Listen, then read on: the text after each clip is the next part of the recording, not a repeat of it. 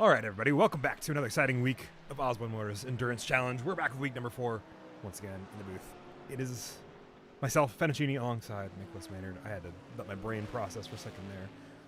We're back for another exciting week of endurance racing action. The new format puts us at another endurance week of the 4th week. The midpoint of our season is going to be in between this week and next week. We don't have an off week like we've seen in some of the previous seasons. Nicholas Maynard, how are you doing?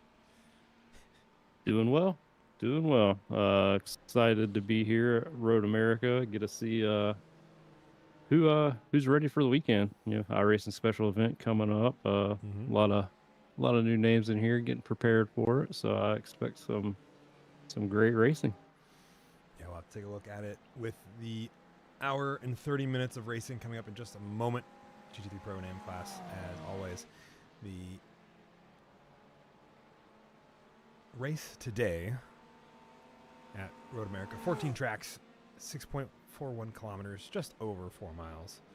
It's a pretty fun one. I got a chance to drive this last weekend, literally 3 days ago, and it is an absolute riot to be both in sim and I think in real life. So it's one that I'm excited to see us go to for the prep work for the Road America 6 hour that's this weekend, mirroring the real life Road America 6 hour that's also happening with IMSA's WeatherTech Championship, also in the world.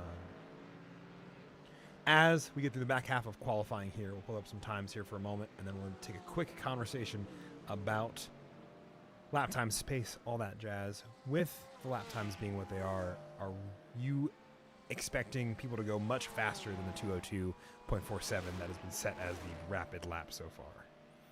No, I am actually shocked to see a time that low right now. That is that's impressive. That's I'm not even sure I could do that. Like, especially considering Jonathan right now is sitting in second. Gosh, half a second back. So Gage is setting the bar extremely high right now. There's still a little bit of time left to go, but man, I'm impressed. Certainly, I'd have to agree. I think anything in the 202, like low 202s, high 203, or mid 203s, very rapid by my consideration. So many mid-engine cars out this week. I think it's almost all mid-engine cars minus one Mercedes and a Ford. And then a host of Porsches also in there for the rear engine side of things. So that is surprising, actually. I'm looking at it myself. That's it's gonna be fun to see how it plays out. I know the Mercedes has kind of been down on its luck this year so far, with all the new BOPs coming out. It's definitely not the car to be in anymore. But yeah, lots of Ferraris, popular choice. It certainly is. We'll have to see what else comes of last bits of qualifying. Still have just over 10 minutes to go for that qualifying. Speaking kind of qualifying, but also taking a shift into kind of where we sit as we're about to hit the halfway mark after this week. The point standings for this week after the end of our doubleheader, our double feature at Bathurst and Adelaide, sees the likes of these individuals. We get to the GT3 AM category. It's what's up on the web page first. Zachary Holden going to be leading off them with 299 points, just ahead of Tom Leeson with 285. Trevor Peterson going to be in third there, alongside Charles Rhodes, both tied for the bottom step of that podium at 256. With Dale Marshall and rounding out the top 5 there, 234. Wesley Woods in 6th. Jared Petit, Dale Weininger, Christopher Gardner, and Hayden Mamenga rounding out that top 10. Caleb Rodriguez, Robert Myers, Tyler Thomas, Keith Gwinnett, Richard Costanza, Adam Dahl, James Carnline, Ben Louis, Guy Noyes, as well as Landon Orr, Grayson Parks, and Ken Duvall, the last 2 of those not yet to score any points for them. Ken Duvall back out on track this week, looking to get some points in for his run at the championship after a pretty unsuccessful pair of races earlier on this season. It is a close battle in the AM division. Is there any battles you think we should keep an eye on tonight in regard to these championship points? Yeah, that battle for the final step of the podium for the season between Trevor and Charles. that's gonna be fun to watch. Getting a top 3 in any championship is it's always nice. Seeing a bronze, silver, or gold next to your name. Kind of what you're out there competing for. And just the fact that they're tied right now. Season's going by quickly, so there's no room to give. I want to see them get some elbows out and really battle for it.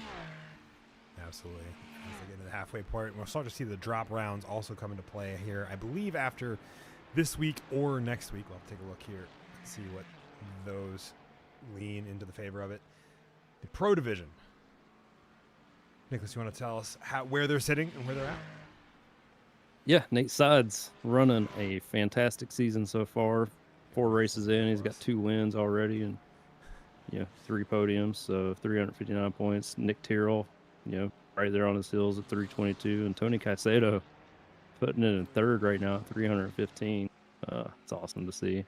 Got Sergey at 290 and Tim Schaefer, last season's AM champion, showing he belongs in pro, sitting 5th, 262. Then we got Josh King, Jim Campbell, Luc Plaisance, Michael Doyen, and Matthew Markley rounding out your top 10. Markley and LeMaster tied at 218 for 10th. So, again, sitting around these kind of, numbers, 10, 3, and 5. Got some good battles going. So, and then we got Casey Jones, Kevin Collado, Joseph Evers, Dan Griffin missing some races. Got Giuseppe Vizzolo, Kevin Hayes, Tyler Roberts, Mitch Buenaventura, and I'm on that 20th place guy needs to get out of there. Yeah, Nicholas, I didn't realize you had finished a race from the commentator's booth this season, but I get commentator bonus points. Say, man of many talents, of course. Yeah, then it looks like Ben, Michael, Brody, and Leo have had some bad luck in the one race they attempted and did not finish, so 0 points. Yeah, it's going to be, I think, a pretty fun and interesting... Excuse me. As we get into this back half of the season, it'll be a fun and interesting battle to see where they continue as they keep on working their way through the last few minutes of qualifying. Speaking of Tony Caicedo, currently working on his outlap. You want to see what a lap looks like, and you want to take us through one real quick? Yeah, everybody should know Road America, but if you're not familiar with it, turn 1, it's really touchy. You can gain a lot of time through there over people if you really put the car on the edge and get it set. It'll expose any flaws in your setup. Turn 2 here, I think it's actually turn 3, I forget how they label it, is a weird, tricky turn. Easy to spin out on as the tires get worn. You really got to be, on your throttle precisely on the exit. Enjoy the nice long straight, get some good drafts, set up a pass down here into this corner. Very good passing zone, also a good place to wreck. See quite a bit of action there. And then up the hill, this is another corner here that will really expose what kind of car you got. Any kind of lack of downforce, you'll be spinning out there. Come through the little kink, good setup, you're flat out. Bad setup, you got to lift a little bit. And then so I feel like you can say this about every corner at Road America. Probably why it's such a good track. That corner will expose a weakness. Cars tend to slide out there. And then, of course, as you get into the carousel, you can really just hammer those left side tires, and they really start to show throughout the race. Go flat out through the kink. It's really not a big deal in a GT3 car. You can go side by side sometimes if you want to. And then come down here. I will say. yeah. Then of course, famous Canada corner. One thing to watch out here is debris on the racetrack. A lot of gravel gets kicked up there, and if your tires are not clean by the corner here, you're going for a loop. Setting up to the final corner of the racetrack. Very important corner, big long straight afterward, as well as the run to the checkered flag.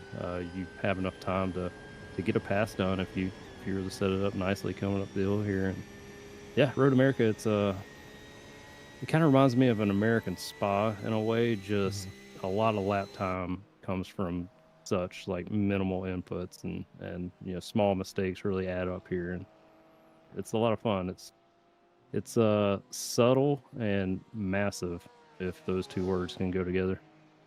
Yeah, it's subtle. It is a lot of nuance in the corners. One thing is I think that really makes it, I think, feel a lot like Spa in some regards is that both of those tracks don't have a ton of camber in most of the corners that they have on there. You have a couple more in Spa that have a little bit more camber, but most of them are, pretty darn, not quite flat, but so close that it almost feels like it as you're working your way through them.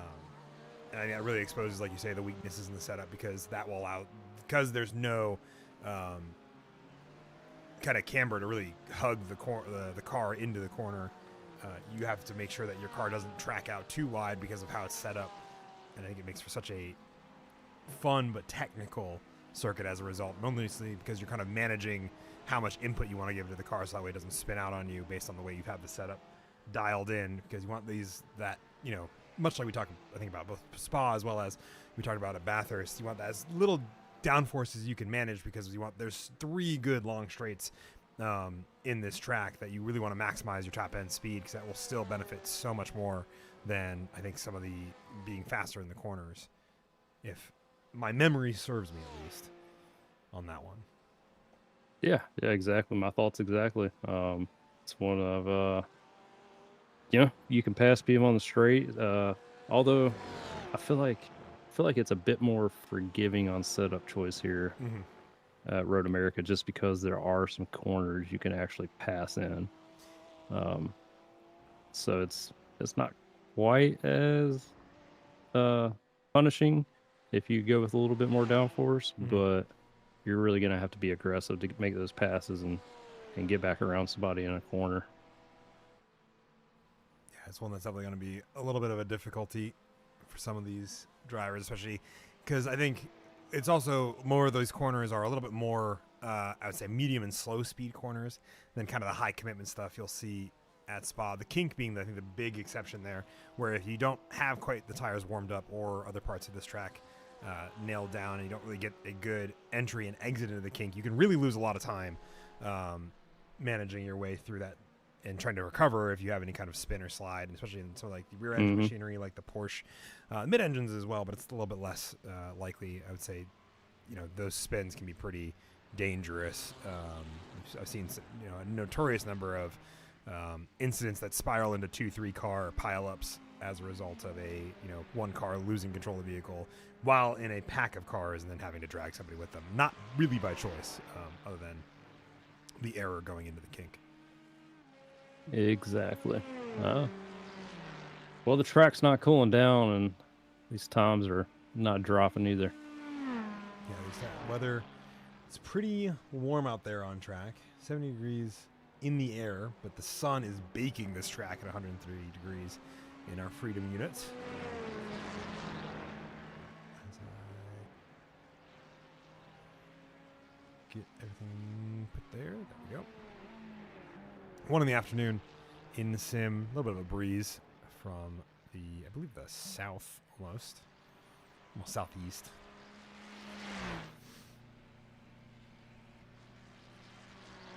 That's one thing I have just started to pay attention to, oddly enough, is wind direction.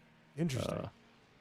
Yeah, you'll be driving a track one day and then go out the next day and it's like, man, something doesn't feel right, and 9 times out of 10 it's the wind. So is the wind a huge factor, or at least one that you should always be aware of? It's always been it's a conversation I've yet to dive into too deeply because I've yet to I'm not at the point in my own sim racing career where that will be the factor I have to worry about instead of the other kind of more important ones such as driver ability.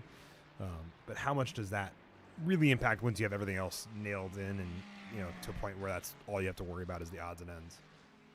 It's actually pretty huge as we're beginning to learn. It can mean a couple tenths difference, which some of the upper skill levels is miles and miles. That's all you need to really take it to the next level. But yeah, you can. It's the difference between taking a corner flat out and lifting. Okay. Because you have to, especially at the higher speeds. Okay. Because the wind just pushes the car too much forward or back, or adds too much, downforce onto a corner or part of the car, and that causes it to lose traction, or Exactly. Yeah. Okay. Yeah. If it's coming from your tail, it's kind of pushing you and make you a little bit looser. As well as good tailwind. Your entry speeds are going to be a little bit higher. So that'll change things as well. that is something I think all these drivers will probably be keeping in mind. Certainly our pro drivers, 20 of them floating around the track.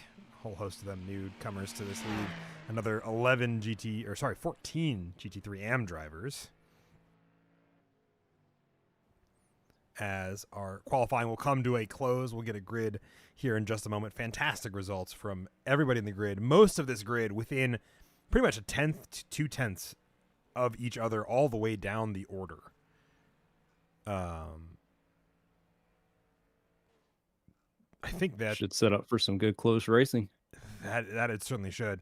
I think we get down to Wesley Woods, Jared Petit, as well as Hayden Mamenga, and that's where we start to see the gaps actually finally open up between the drivers there. So I think it'll make for some very interesting action as we see a couple of those drivers work their way across and finalize the drive there. Maybe, if it shows the right piece. In a moment here, we'll get a grid and we'll get these cars underway. Possibility of a safety car at some point in the middle of this race. We'll get the opportunity to see these drivers kind of get back together. If you're in the mindset of having a safety car, do you like having it early or late? Well, it depends on if I've made my pit stop yet or not. Honestly, it really doesn't matter too much. Sometimes it's good to have it early, get it out of the way, and you don't think about it. And if it's getting late in the race and you're battling, and you start thinking about safety car, it could cause a mistake. So I guess I prefer earlier. Now that I talk about it. Fair enough. That is, I would say, I always prefer earlier as well, because it allows for, I think, the ability to kind of get the actual lap one nerves out of the system, and then allows you to get a good run in there. Jared Petit just missing the line for his final qualifying lap to get out of the 206s. We'll have to see what kind of pace he was having. He was pretty well and up on the splits, however, prior to that. 34 cars going to be taken to the grid here in just a moment's time. The likes of Gage Himes as well as Jonathan Swartz going to be in that front row of the grid for the GT3 Pro category, with the likes of Aaron Myers as well as Andrew Slovak going to be in third and fourth. Nate Sides going to be alongside Matt Fisher for row number 3 of the grid, with Josh King and Nico Vazzolo going to be in 7th and 8th. Alex Patterson and Nick Terrell going to round out the top 10. Joe Evers going to lead off from 11th there, alongside William LeMaster for 12th. Some names I love to see having some pretty solid runs today. Then we get into the next set of drivers. 13th and 14th going to be Tim Schaefer. He's going to be in 14th there, alongside Tyler Robinson 13th. Ken Duvall leading off GT3 AM from 15th overall. Sergey Perot going to be alongside him in 16th. 17th and 18th going to be Michael Doyen as well as Ben Widener. Alex Lofi alongside Kevin Hayes rounding out that top 20. Tony Caicedo just behind them in 21st, alongside Chris Gardner, who's going to be the second spot of GT3 AM. Keith Gwinnett alongside Robert Myers going to be in 23rd and 24th of these drivers. We get into the back half, the last group of drivers of the 34-car grid. Jim Campbell going to be alongside Tom Leeson for 25th and 26th. Zachary Holden going to be alongside Charles Rotes, 27th, 28th, 29th is going to be Wesley Woods. Jared Petit going to be in 30th. Hayden Mamenga and Dale Marshall going to be in 31st and 32nd. Landon Orr and Tyler Thomas rounding out the 34-car grid. Last 3 of those did not set a time in qualifying, despite their best efforts. So, 34 cars taking to the grid. A good host of Valhalla Motorsports cars going to be working their way out as well, as we see a good number making their way down to the grid and going to be taking to the checkered flag here in a moment. The BMW M2 pace car leading them off. Final thoughts before we get to go racing here. Ideas, keys to the race, to use some fancy terminology that love the IMSA, I would say, commentary booth loves to use. Right, yeah. Keys to the race, just like every race. Go fast, don't crash. That Oh feels man, yeah, quite universal, but it's still applicable, I would assume. I know, right? That one always gets me. Man, I don't know. First thing, especially here, avoid any aero damage. With as long as these straights are, you don't want to have a curled up splitter, costing you a few kph on the straight.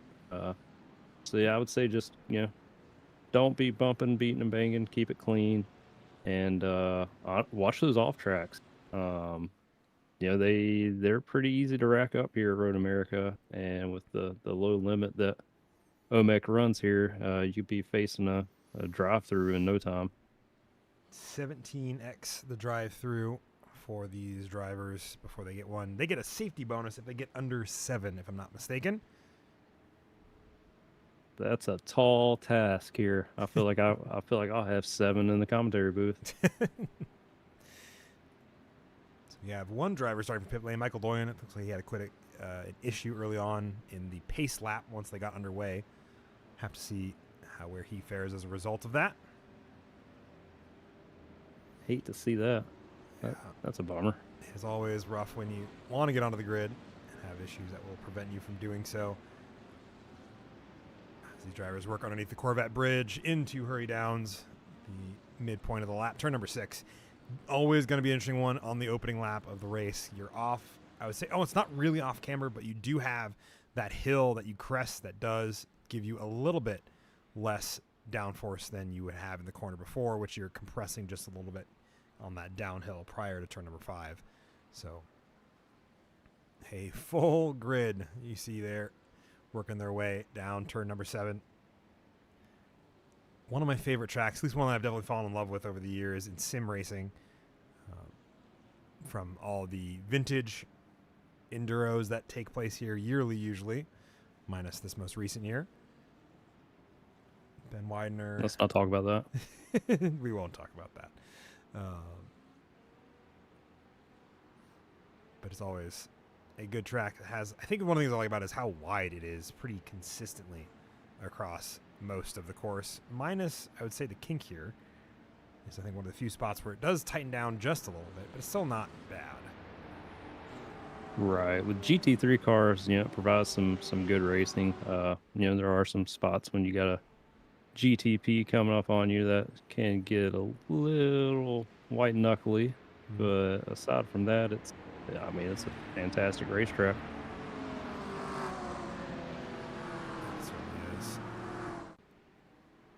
Battles, I think, all up and down both the grid for this race and the championship standings. I think going to be interesting to see Nick Tyrrell starting a few spots back from Nate Sides, that GT3 Pro, and then I don't see our other GT3 AM driver besides Charles Rhodes, but I might be blind. Trevor Peterson, I'm not seeing this week. So that one might be an interesting one to see how it evolves in the back half of the season. As they come around to number 14, I think we're about to go racing here in just a moment. Lights are off on the safety car. We'll see that peel into pit road here in just a moment's time. And then these drivers will wait for the green flag before taking off here in just a moment's time.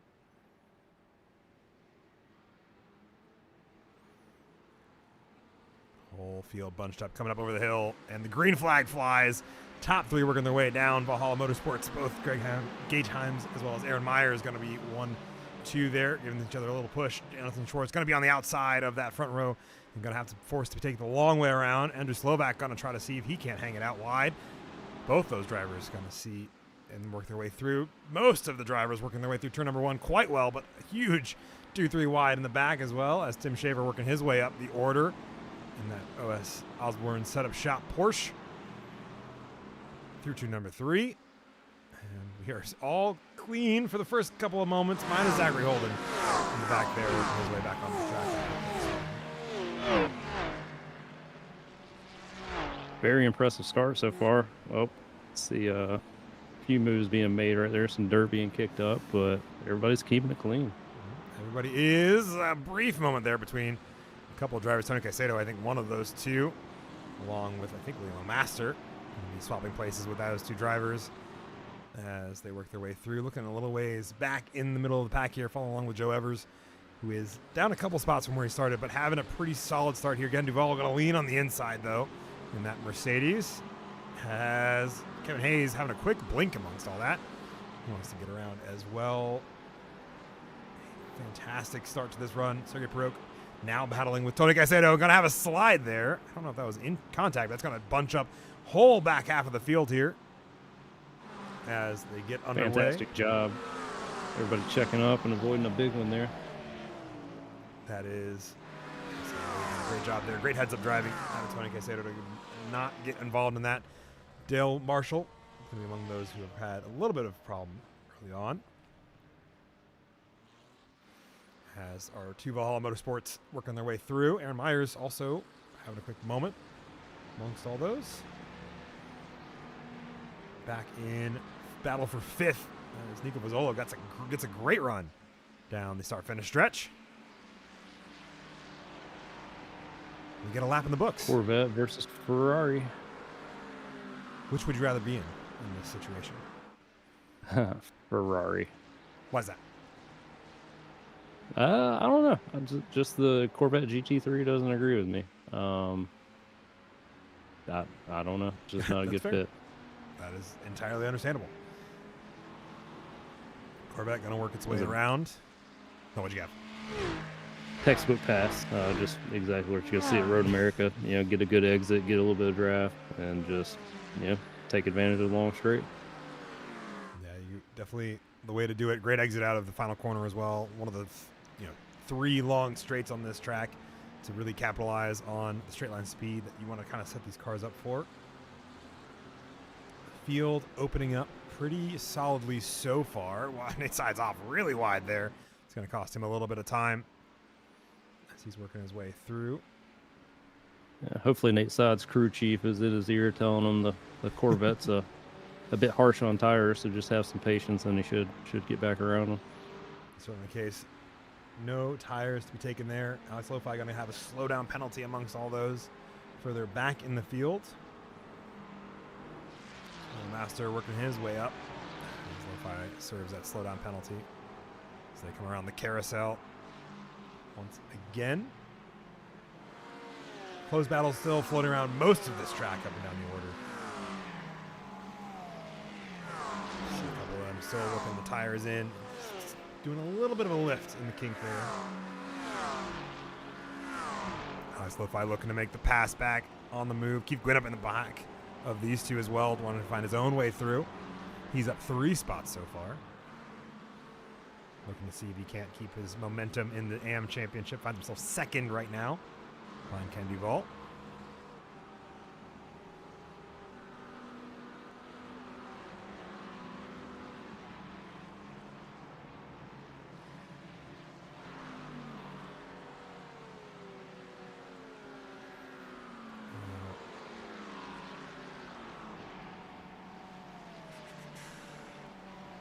Quiet start to this race. I like it. Everybody knows what's going on. Got a long race ahead of them and settling in nicely. They certainly are. These three are going to be in battle for a little while. Taking a look up the order because Andrew Slovak and John Swartz still duking it out. These two had a battle earlier on in the race. John Swartz going to lean on the door here in turn number 5. We talked about this being a good passing opportunity. Let's see if he holds on to it coming up here. Yeah, Nico Bozzolo on a tear as well. Finds himself right at the tail end of these two. Both of them about a second and a half. All 3 of these drivers now a second and a half, I would say, behind the leaders, who are each about a second and a half away from each other. I know you don't agree with the Corvette, so I'm gonna make you sit with an onboard of the Corvette. I felt like this was very fitting, so forgive me for not remembering that in 2 seconds, and then also wanting to give you a good onboard. I appreciate that. Is this my hazing? I wouldn't say this is hazing. This is entirely unintentional. If it was hazing, I would have told you that. No, this is me just seeing a good opportunity to get some onboard action because Nico Bozzolo on a tear, getting some quick laps in, about a 10th faster than Jonathan Shores was this most recent time by. The opportunity to kind of see what the driver's eye kind of experiences as they work their way through turns number 13 and 14 at the end of a lap. Leslie Wood's going to jump to the pits after a crash Take a look at that here in a moment when Charles Rhodes also off track in that one. Hayden Mamenga works his way through. Tom Leeson, I think, also going to have a moment. Take a look at it as well. Yeah, I think Nico Vizzolo has this Corvette actually set up well. His top speeds were a good bit quicker there that last lap. So might see a nice big moment for Slovak as well. Slovak running the defensive line, forces Nico Vizzolo into the over-under, but then is going to try to cut him off at the pass.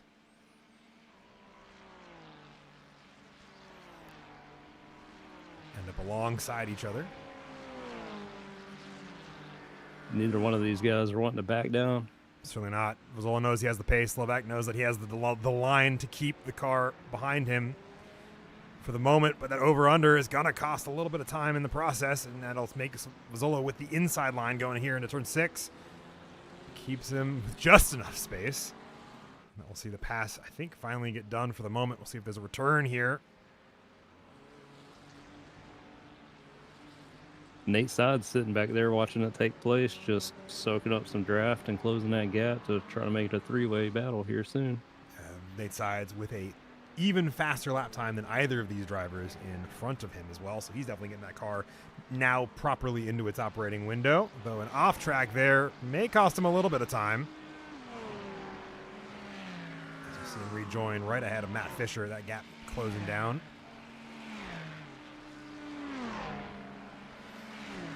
Slovak utilizing the draft, going to make the look, going to see if he can throw the fake for Vizzolo, but Vizzolo does not anticipate it turning into a problem and closes the door all the same.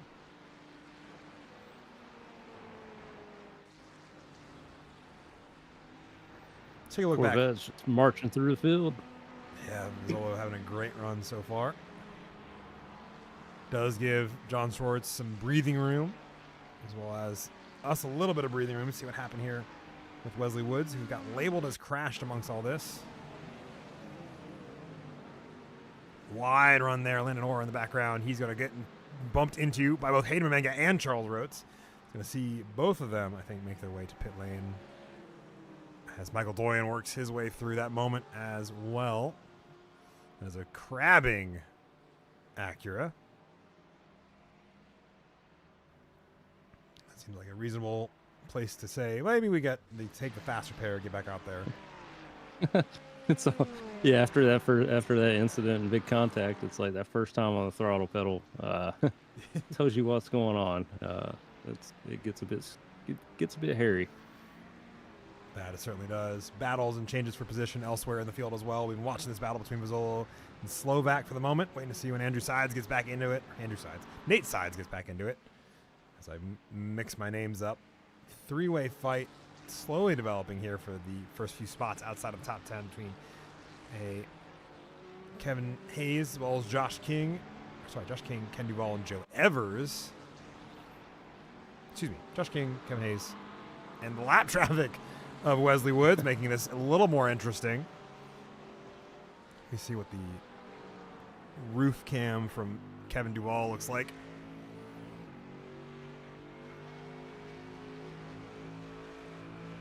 Pretty generous lead to the rest of the GT3M field. 6 seconds back to Keith Quinnop.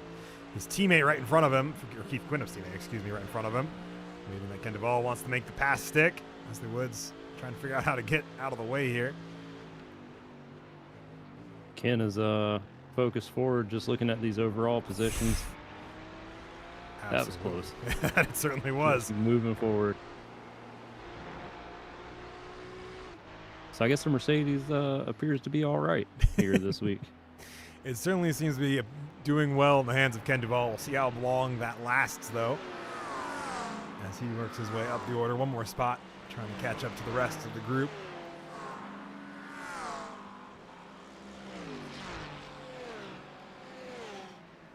Kevin Hayes still working his way up the order, getting a whole second faster, I think, than his most recent lap time. Sees that gap close back down. Three-way fight just inside the top 10. Tim Schaefer, Alex Patterson, I think, as well as Nick Tyrrell, and Tyler Roberts working their way through. Yeah, I'm back here in the back a little bit more with Keith and Sergey battling out, going side by side down the straight here. Yeah, let's take a look at that. That is definitely one that is, I can see the numbers on the timing tower being almost equidistant as they go too wide in turn number 5. Sergey not wanting to lift up. Keith Gwinnett going to be not any help as they both go really wide there. That's just going to add some time as Chris Gardner is going to try to join the mix right behind them. Rob Myers also looking to see what times they can make up. These two just keep going too wide throughout most of these corners. It's going to be hard to not lose more time and keep the fight that was a 2-way now into a 4-way fight.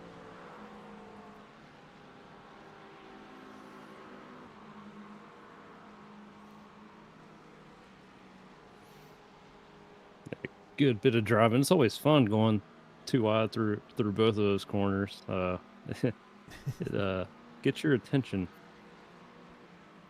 That it certainly does. Downside tends to be, I always like it.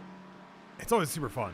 I think the downside technically is that it's a little bit slower than an ideal, line through it is.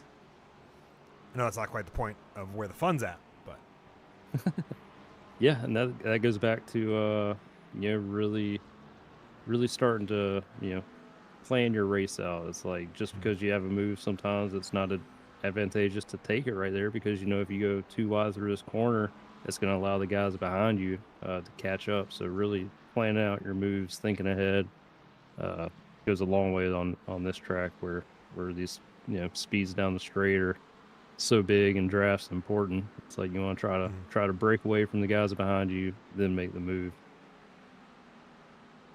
And that seems to be the plan for Keith Gwinnett as well as Sergey Perok. Sergey Perok's trying to stay in front of Keith Gwinnett. Perok on a little bit of a slower strategy here. I think definitely letting that car get into its window a little bit more. Alex Lo-Fi, after a big slide, finds himself able to catch that car and bring it back on track. I don't think there's any damage outside of just maybe a little bit of hurt pride.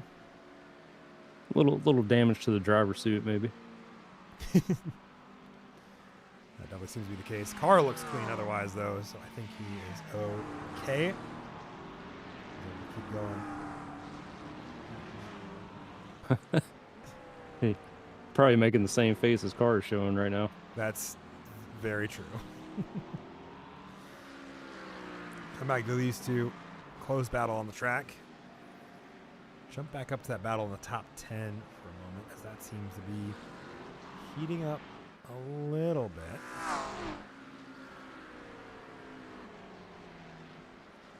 Tyler Roberts falling away from Alex Patterson and Tim Schaefer in the top 10. Alex Patterson in the same livery as our friend Alex Lo-Fi. Are they teammates? I believe so. I believe these are some more CTD teammates. I want to say same endurance team that Keith Gwinnett, we have a few different groups all part of, as Keith Gwinnett once again tries to make the pass on Sergey Perok. Has to wait a little while longer to get it done. Hopping back to it just for a moment here as this 4-way fight continues. Can we hang off the rear bumper of Sergey Perok's machine in a cool way? I think we can. Get a good view here to see just how much that gap closes with a little bit of drive.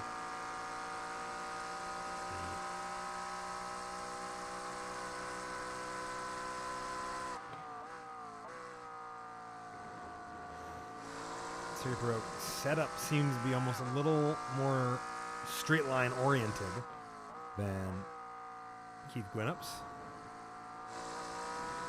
Yeah, it did not close nearly as much as I was expecting, so that'll be fun to see. Let's take a look as well. It's Kevin Hayes quite slow here. After a moment and off track, we see doesn't technically count as an off track, but he definitely did lose a spot just now. So he's fighting with Tyler Roberts, Alex Patterson.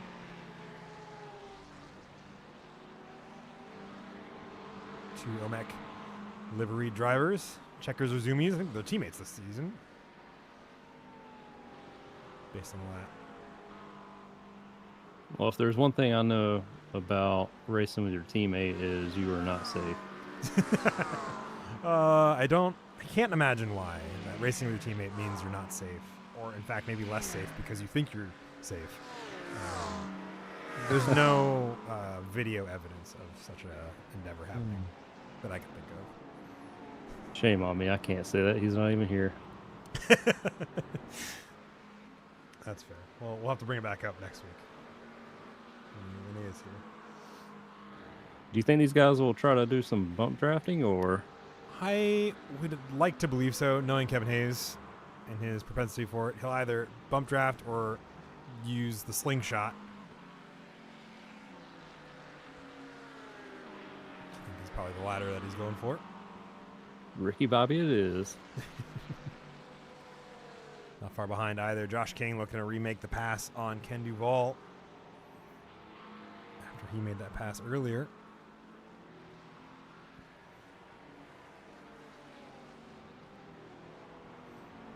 These two stick with it as well. Good series of close fights. Keith Gwinnett also going to get around the likes of Sergei Perok. Josh King. And Chris Gardner almost joined him as well. I think Sergey had a little bit of an issue there and slowed up a good bit and almost let both of them by. Yeah, seems to have blocked at least Chris Gardner and Rob Myers. Seeing if there's a battle as well. These two swapping positions. They dive into turn number 5, 3 wide as Sergei Perok's trying to hold on to it. Yeah, I'm not sure if Rob missed his break point or what, but he came in hot. Heads up driving by Sergey to avoid that. Yeah, let me take a look back at this pass as we get into this turn. Yeah, I definitely missed the braking marker. Almost catches Sergey. Sergey, last second, flying way wide. Chris Gardner going to slink through. Andrew Slovak with an off track amongst all this. And that's going to dump him out of P4 that he was sitting in. Or excuse me, P5. Huge off track there. Able to recover it. Nate Sy is now right in front of him, but then he gets a moment here because he has not cleared those tires. And that rear end does not look happy. That's just one of those classic snowballs. You make one mistake, kind of get a little flustered, and calamity. Calamity happening here as that same car tries to work his way back to pit lane.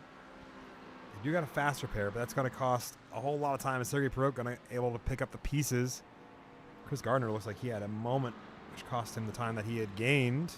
And all of this allows Jim Campbell as well as Alex Lofi, Landon Orr, and a good host of the M category back into a fight with each other. And as this battle continues, I wonder if I could do this game. Show me what I want. This would kind of do it. What I really want is a blimp cam, but I think that'll... Whoops. That'll do what I want it to. Yeah, not a bad blimp cam. For the next 3 seconds till a tree comes in the way. We'll enjoy it while we got it. But battle's now developing there. See? There's the TV. There's the trees. But good while it lasted. Jim Campbell getting attacked by Alex Lofi as he works his way back up the order, trying to also slide in. Landon Orr going to capitalize on it as well. Same with Tom Leeson. Both are going to slide their way through. Jim Campbell going to be on the defensive here on the outside line. Tom Leeson going to squeeze on by as he's able to do so. Rob Myers and Sergei Perok swapping places once again throughout all of this. And amongst all of this, has Aaron Myers caught up to Gage Hyams, or is John Schwartz caught to Aaron Myers? Looks like John Schwartz is caught up with Aaron Myers. This is going to be a battle for the podium spots. That lap time continues to go in the favor of John Schwartz over the past few laps. Good to see John back in OMEC for the night. Absolutely is. Always a pleasure to have him, whether that be in the commentary booth when we're not available or on track. Long-standing OMEC member having a bit of fun here in the process. top 3 podium sitters, all in Ferraris.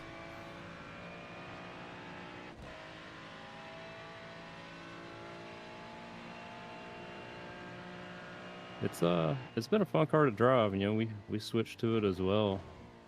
Ever since the sort of the update and reworks of all the BOPs, which, I mean, gosh, the BOP at Spa was fantastic. It didn't seem like what you drove there. It was viable. But yeah, driving the Ferrari, it's nice. It's responsive. It communicates well, and I guess it's just good to drive something different for a change. Yeah, I'm gonna have to spend a little bit of time to get back into it because Ferrari is one of my favorite GT3s. It's probably my second favorite after the Mercedes. Just the one I think I've driven. I think technically the second longest after the Mercedes. So hearing that it's like a car people are enjoying driving again makes me really happy, because there was a long time where people were like, the Ferrari's kind of bad. And I'm like, no, I like the Ferrari. Yeah, so exactly. Hearing that it's fun to drive again makes me very excited to get back into it. I'm not a big GT3 driver, but if we will have the opportunity probably to drive one, we'll do that. Though I think I'm driving the Ferrari GTP for the 6 hours this weekend. That'll be fun. It certainly will be. We'll see. I have yet to fully confirm it, so we'll find out. I have not driven GTP in almost 2 years, I think. Wow. Yeah, I'm a big prototype fan, so any opportunity to do so, I will take. John is slowly closing this gap down. I think he got another 10th that last lap. Mm-hmm. I think another 10th this last lap. We'll see how it develops here in a little while. I'm gonna take a check back into this AM battle between Chris Gardner, Landon, or Alex Lo-Fi in the middle of it. Thunder rumbles outside my house. These four all in a battle. Landon Orr at the tail end of them also in the fight with Chris Gardner. Sergey Broke kind of holding up some of these drivers as well. He doesn't have damage, does he? He usually think so. Yeah. Doesn't look like it, but maybe you can give me a better report on that. The front end looks a little, I can't tell if it's crunched or if it's just the way that splitter is designed. Nah. Clean car. I don't know what's the issue there, but it's definitely maybe the tires have been overheated, haven't come back into temperature given how warm the track is. Still 101 degrees out on track, 69 degrees in the air. Nice.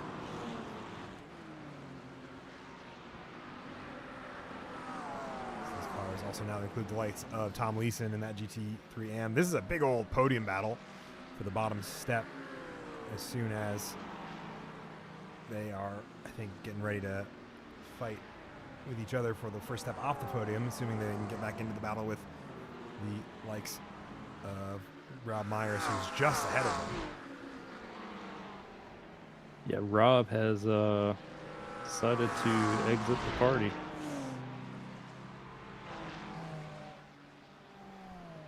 I don't blame him.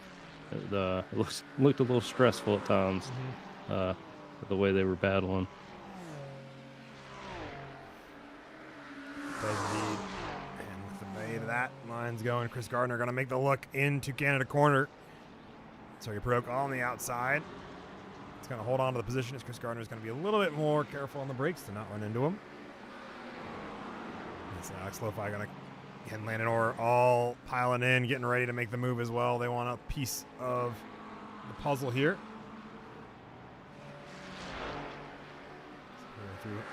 Tom Leeson just hanging out at the rear end of these 5 cars, all battling it out for position. Keep on working around. Another battle, I think, kind of coming to a head. Kevin Hayes making his way through. Alex Patterson not far behind either. And Tim Schaefer had a little bit of a gap there. So we'll see where that all develops as these 3 drivers keep on finding time. Tim Schaefer just a few tenths slower as Jim Campbell gets around Tom Leeson. Tom Leeson has a moment. A little bit of an off track. Keeps it together. Has to serve. Working out of his getting out of the way. I'm trying to figure out what's happening here. They're all surviving. They're all moving in the right direction. Michael Doyen in the background of that wanting to get through as well. Work back up the order a little ways.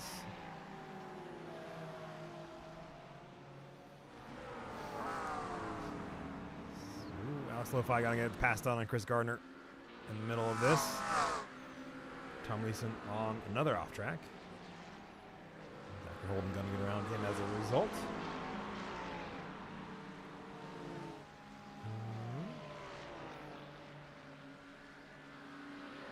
Man, halfway through his first opening stint, and they've been at it since the green flag. Yeah, they certainly have. As Lo-Fi getting around Sergei Perok. Landon Orr going to get around Chris Gardner as well, just in the background of this. They swap positions. Keep working their way through. Tom Leeson adding insult to injury, almost. Shout out Landon Orr. Up 12 positions. Yeah, that looks correct. 12 overall. I think a good host of those in the GT3M category. Started on the last row of the grid, just behind the rest of the drivers that got a lap time in.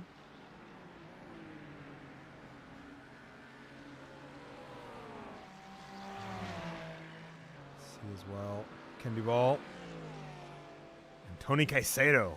I think now we're going to be working a little bit of a battle here at the moment. It's Tony Caicedo about a 10th, 2/10 faster in the past few laps.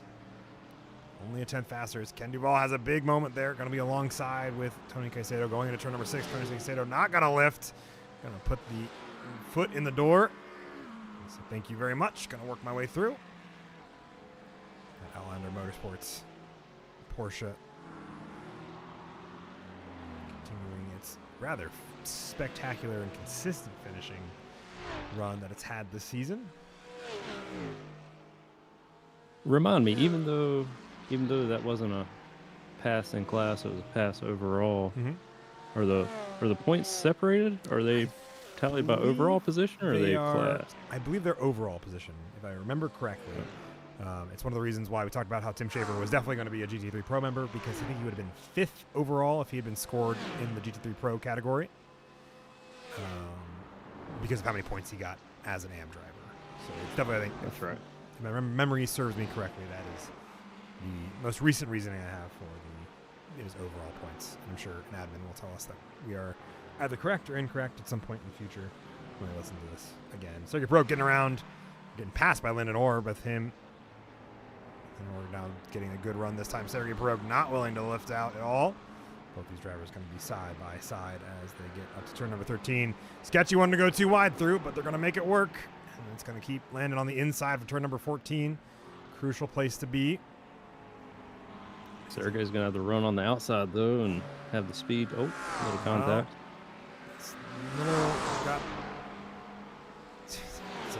Sergei's going to dive in front of Landon Orr.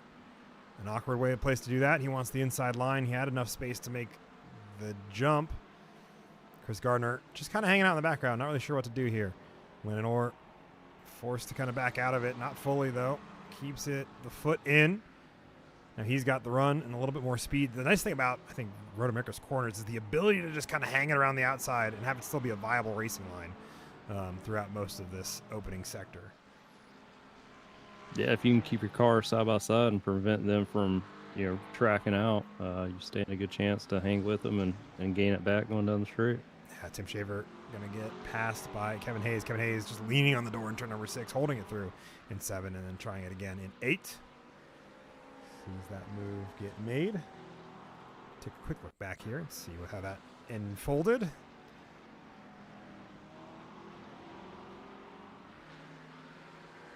Kevin Hayes making a pass that is my least favorite on this track. Sending it up the inside in that corner. I'm always thinking I'm going to wash out and take us both out. That's a good bit of driving from Kevin right there. Certainly is. Tim Shaver not making it easy on him, though. Both of them still going too wide as they get into turn number 13 again. Shaver with a great run out of turn number Cannon corner. It's going to cause a little bit of contact. Kevin Hayes is going to be sent out wide.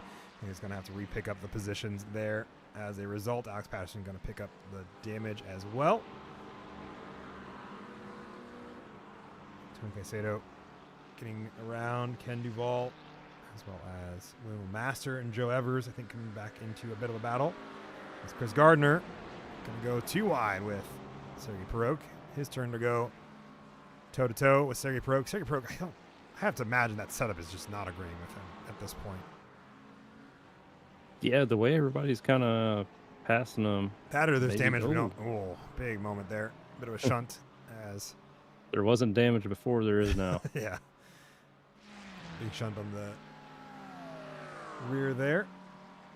Michael Boyan joins this pack of cars 2x2 as they come down the start-finish stretch. Michael Boyan's seeing if he can poke a nose in there and make it 3 wide going to turn number 1. He backs out of it. Makes a wise decision there. Jim Campbell going to fly out wide as a result. And Jonathan Schwartz now up to 3/10. And the 6-car train is working its way down turn number 3. As these two find themselves within 2/10 of each other as the gap continues to close. Jonathan Schwartz finding more and more time here. Oh, Chris Gardner just spun it. Oh. I'll take a look at that here in a second. I want to see if there's a good run here from Jonathan Schwartz as they get into turn number 14. Out on the start-finish stretch. 2 Ferraris equally patched. I would say pretty equally set up as well by the looks of their pace and their lap times.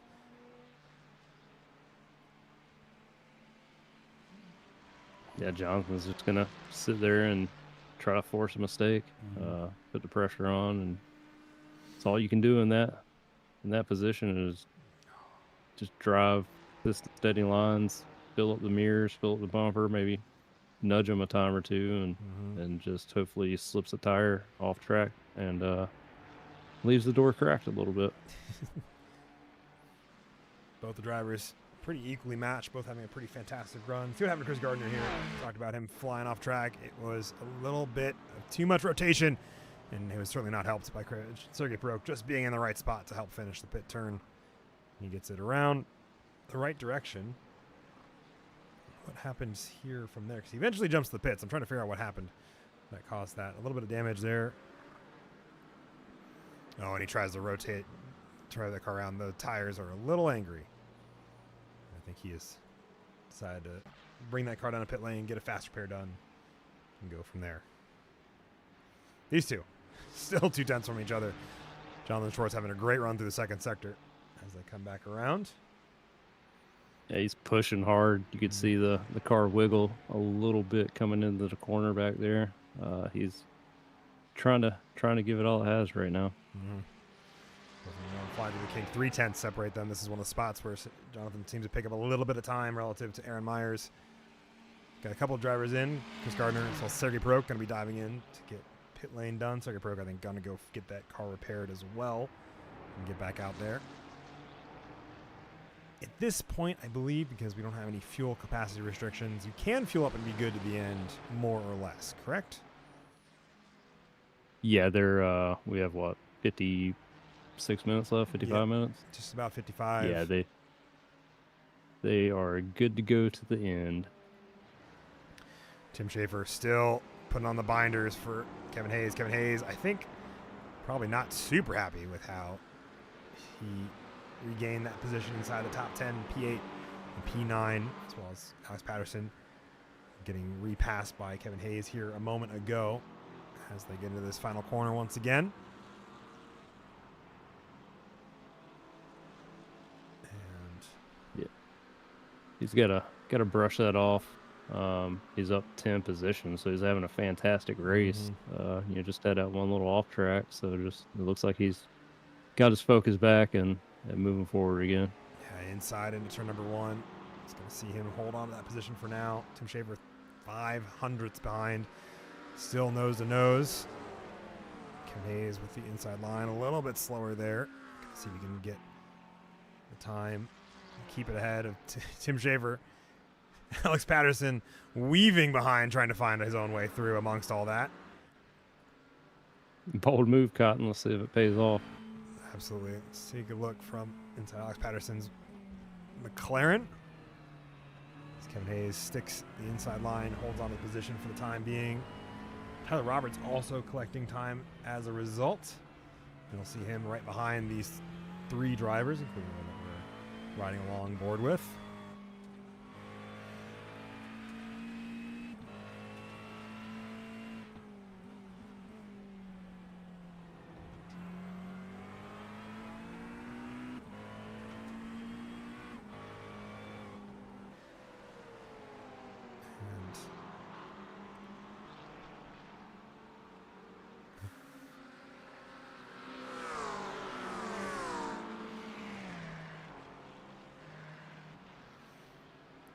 Real question is, do I give the OMEC special of a just truly insane reason for why the yellow flag would come out, if there was one? I mean, I think Sergei Peruk did leave the track. Yep, he's back out on track. Oh, okay. There he is. Yeah, he's still floating around. He's right behind the leaders. Yeah. Continue on this battle. This battle, one of the few that are still on track. Was the one with Will Master, Ken Duvall and Tony Caicedo. And then you also have William LeMaster and Joe Evers. That pass got made a little while ago. One I'll take a look at here because I think it's a pretty fun one. LeMaster just a great run down the start from the stretch, if I remember correctly. And a good line on the inside. Porsche on Porsche.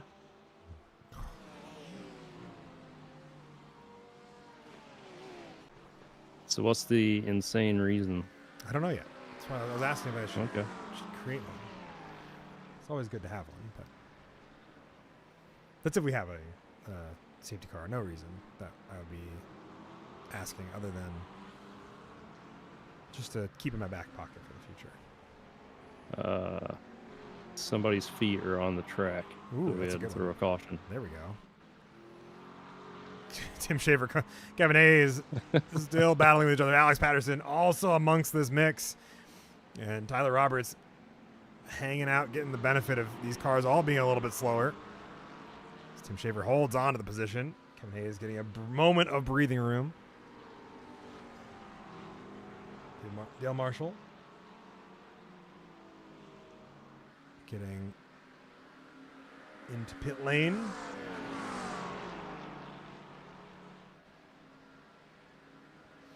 Man, watching this race has me very excited for the 6 hour coming up. Me too. I mean, I got to witness, I think, a lot of fun vintage racing over this past weekend as well. So between that and this, I am really fired up for the 6 hour this weekend. I think it'll be a good time. 3 McLarens and a Porsche, as well as a Ferrari, I should say. Don't want to exclude Josh King, who's right at the tail end of these drivers.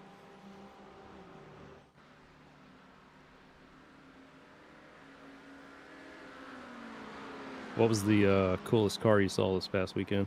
Probably the Aston Martin Valhalla out of modern sports cars, or hypercars, or whatever class you want to put that in. Getting a chance to ride behind that over the course of some track touring was quite influential. Tyler Roberts going to be flying down the inside alongside Alex Patterson. Going to pick up the pieces there. Josh King also going to see if he can't make the moves stick amongst all this. Great run out of the final corner. Oh boy, see if there's a lookout on any of these 3 drivers. They stay quite nose to tail. Time being. Matt Fisher, Nick Tyrrell, also going to be in a little bit of a battle up ahead. Alex Lo-Fi has, Lynn Orr ends up with an off track. That's a wild spot. Oh, turn number 3. That's why. Every now and then, plenty of room behind the tail end of the drivers on the lead lap. Matt Fisher and Nick Tyrrell are in pretty darn close battle.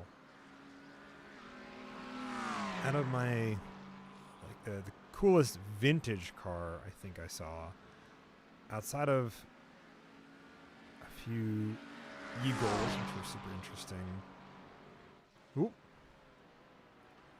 There are, in fact, some feet floating on the track that shouldn't be on the track. So,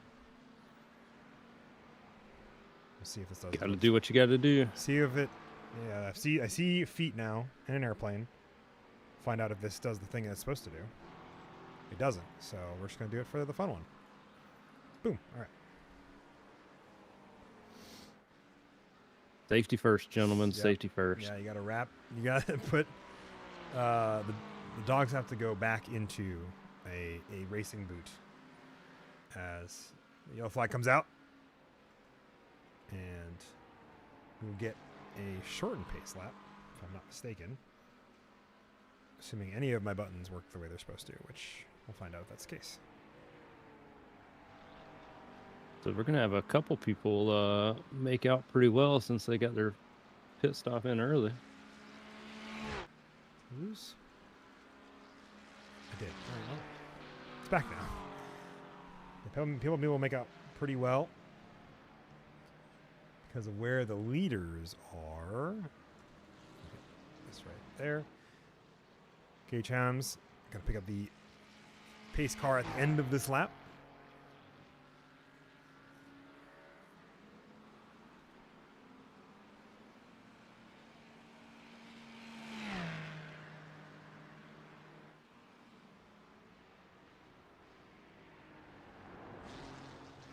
I'm sure Gage is a little disappointed to see that.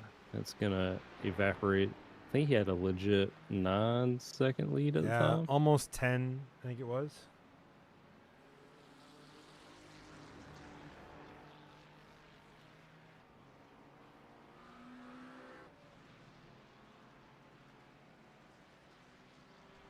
Kevin Hayes up 12 positions. Mm-hmm.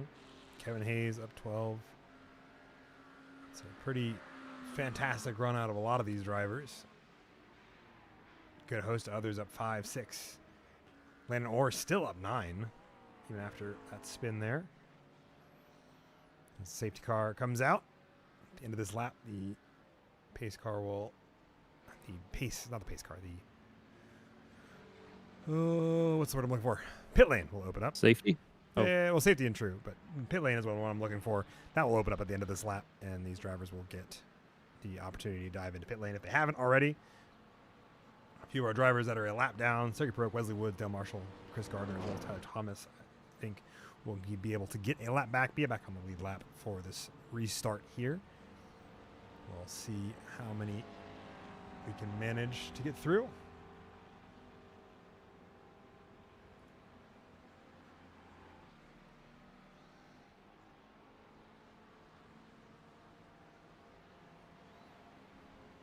All right, thoughts so far on the first half of this race as the yellow flag flies?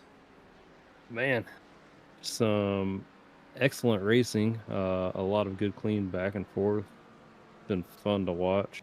A lot more action and a lot less carnage than I was expecting. Fantastic. I would have to agree. Pretty solid racing, which is, I think, always a good one. Kevin Hayes, welcome. Well, bye, Kevin Hayes. Kevin Hayes was in the booth, and then Kevin Hayes is no longer in the booth. I don't know why. What happened? Wait, what happened? What happened here? They were checking up for some reason. Yeah. Oh. Was Nico Vizzola out of gas? Oh no. Okay.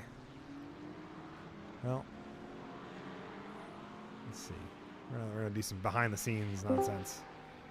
Kevin Hayes, welcome back to the booth. Hey, Fen. Yeah. There's a little bit of an issue on track I had to attend to. Yep. I just want to be sure that as the lappers get their lap back, if they just pay attention, if they pit after getting their lap back on their own, so they don't have to serve a penalty for getting their lap back. Yes. the race control ask for you. That's all I ask. Yes, I can make sure. And hello to the viewers. I will make sure that they get their lap back and don't get penalized for getting said lap back. Thank you, sir. I appreciate you. Yeah, absolutely, man. So All right. the feet need to be put away. Was the reasoning today? We're bringing back the old school OMEC ridiculous safety car reasons. So. Oh, it wasn't an alligator this time. No, it was not. It was there. Okay. Feet The on the alligator track. situation. Yeah, the alligator situation was out of hand for whatever season that Yes. was. There was Yeah, three yeah. alligators on the track. There was 3 alligators on 3 different weeks. No. This time it's feet. Their feet out on the track. Mm. They're not supposed to be out on the track. They're supposed to be in racing shoes, and they weren't. So Unfortunate. yeah, it's a bit of a rough one. But All right. Well, I got a pit. all right, Have fun. See you guys later. you too. So this would be a good opportunity to go drag some folks from. This is not live. That's why I was like, "How is this not live? What happened here?" There we go. Everybody's diving into the pits, minus Sergey Perok, as well as Matt Fisher, also going to join those. Going to take over the lead of the race.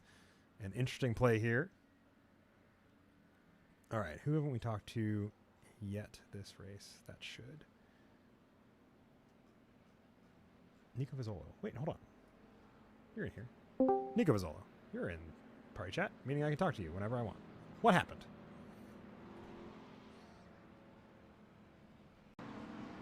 Boop. All right, we're going to do this the old school way.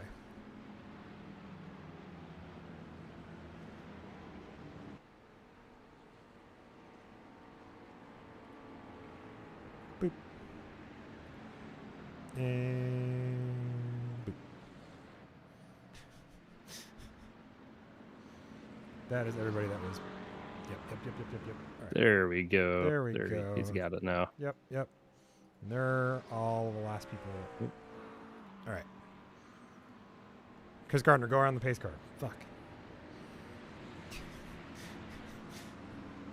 All right. Everybody has been waved around the pace car that is not on the lead lap. That should be. Cool. Why is Andrew Slovak in second? Can you have that faster? Yeah, I don't make the rules.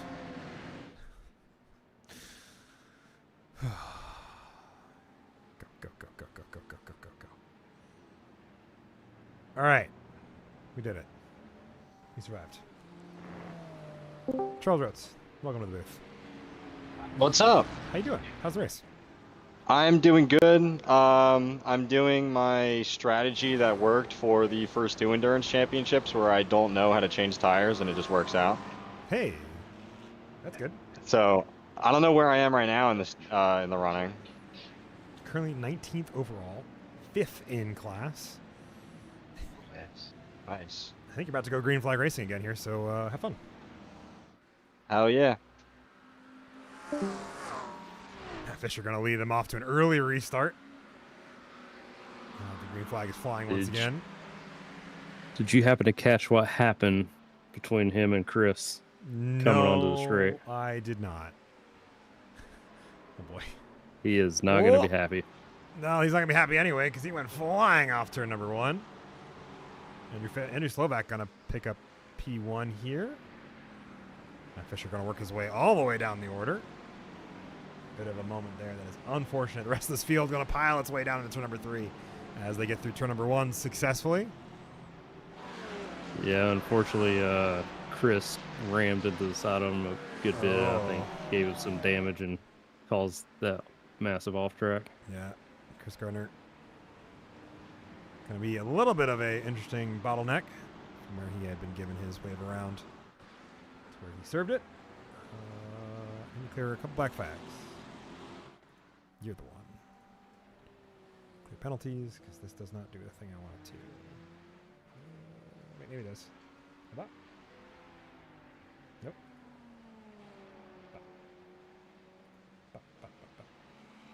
Yay. Big note, Gage, what happened? His pit stop was terrible. 15 seconds. Did he get tires? The only thing I can think Did of, he forget to uncheck him? he's not in a place I can ask him. Or a teammate I can ask, so. Whoa, heck of a bottleneck there as Chris Gardner working his way through. Well, Tim Schaefer going to try to capitalize on that as there's chaos in the back half of this field. Whew. Restart, a heck of one going up here. William Master going to be blinking alongside those drivers. Let's wait a long board with Gage as he's working his way through. It's always fun to hop on and on board. So we get that restart going. Is that a good way to watch? No, not really. He's should be exciting to watch. If I was in his position, I would probably be pretty livid right now. Yeah, definitely want to get a move on. Has the pace. No, he has it. Trying to find it without causing issues is going to be part of the problem here. So leans on the door to Alex Patterson. Going to force the inside line there to work his way through. It's going to create a little bit of a gap, though, between himself and Josh King. Not enough to, I think, be a problem, but...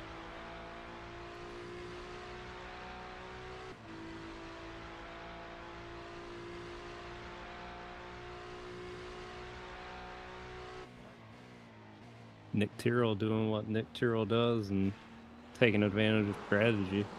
As he is wont to do, finds himself in second, keeping ahead of Aaron Myers. Andrew Slowback 3 seconds up the road after his moment earlier. Got him over into pit lane early. And then therefore out of pit lane early. Or skipping pit lane, excuse me. Entirely.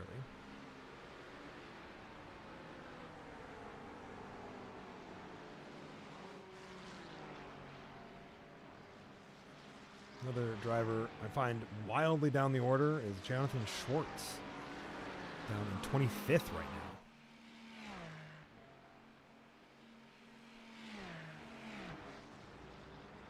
I did not catch what happened to him. His pit stop looks like it was... Also another 43 seconds. Yeah. So one there. Tyler Roberts also having a pretty fantastic result, finding himself up in 5th on that restart after the dive into pit lane. His teammate second behind him.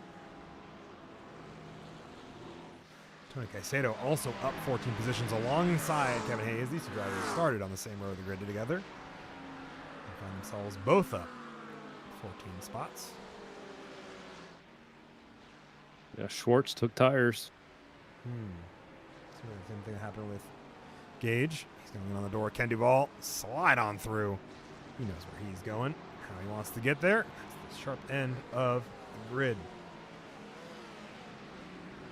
Battles all up and down the roads. Zachary Holden, Charles Rhodes going to go too wide. Jim Campbell going to try to capitalize in the background of this shot, as well as a lapped Chris Gardner. Or excuse me, not a lapped Chris Gardner. Jonathan Schwartz, a different red mid-engined GT3. Ken Duvall with a black flag for the incident limit, I believe. Which is unfortunately going to cost him a little bit of time, as he has to come back down there. Has to, will unfortunately, probably be giving up that lead to Landon or another driver making out really well on the restart. Finds himself up into second in class. 14th, overall. So works his way through. Big moment for Josh King. He finds himself sliding off. Keeps it out of the barrier.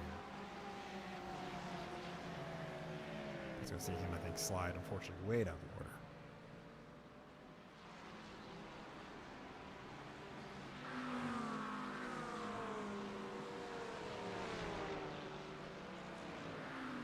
What happened? Who is that sideways back there?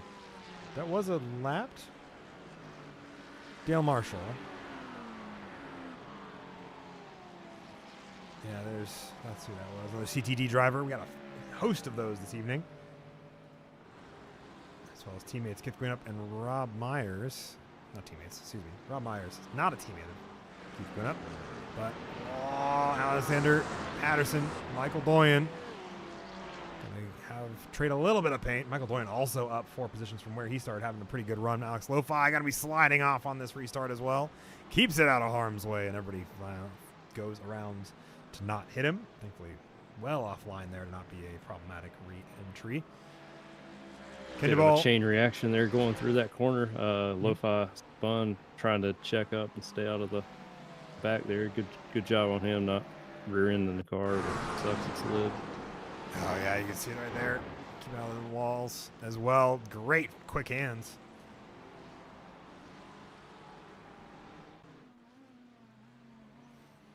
As Gage finds his way up the order.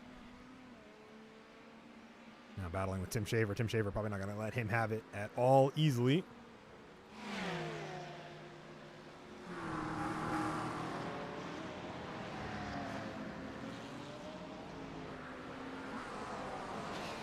Pockets of battling once again, finding themselves as they disperse a little bit more.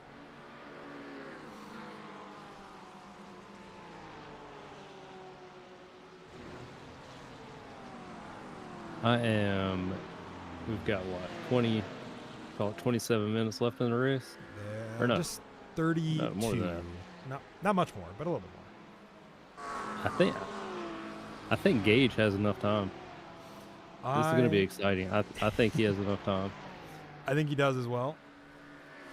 It's going to be a question of whether or not Andrew Slovak can make it to the end without issue, as well as whether or not Nick Turrell and Aaron Myers continue to battle with each other, and how these three fare as well. Because I think it'll be an interesting podium fight between these three, and once ever Gage catches back up to them. And Andrew Slovak going to be a huge off track, which will cost him a good half a second of time, plus a slow run down the start-finish stretch, which will just see him bleed even more time from the three drivers that are all nose to tail, utilizing the draft to keep work with each other.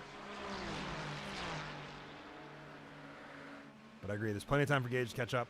I think as well, to a lesser degree, John Schwartz, Charles Rote's going to join those with the black flag penalties. We were talking about it earlier. It seems to be now coming to pass.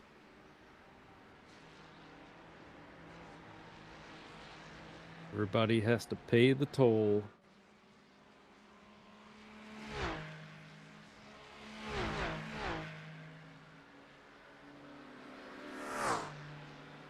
Have you ever had a drive-through for incident points? It's been a long time. I think it was an endurance race, a 24. Which one? I couldn't tell you off the top of my head. I think it was the Spa 24 of last year. I probably did. Not the most recent one a couple weeks ago, but the one before that I did. Our teammates were quite